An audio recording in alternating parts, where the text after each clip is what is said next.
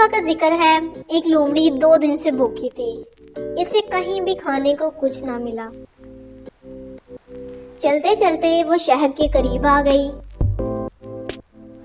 अचानक क्या देखती है कि एक दरख्त पर एक कौवा बैठा है। इस कौवे के मुंह में एक साबुत रोटी है। लोमड़ी के मुंह में पानी भर आया और इसने एक तरकीब सोची।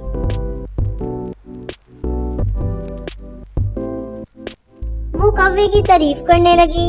भाई कौवे, तुम कितने खूबसूरत हो, तुम्हारे पर कितने खूबसूरत हैं।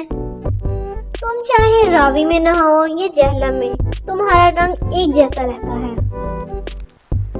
सचमुच तुम परिंदों के राजा हो। तुम्हारा गाना बहुत मीठा है, बांसुरी से भी मीठा है। दिल तुम्हारा गाना सुनने को तरस रहा है, जरा गाना गाकर तो सुनाओ। कौवे ने अपनी इतनी तारीफ सुनी, वो फूलकर कुप्पा हो गया।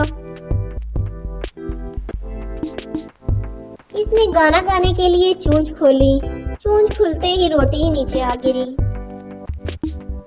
लोमड़ी बड़े चाव से इसे खाने लगी और कौवा मुंह देखता रह गया।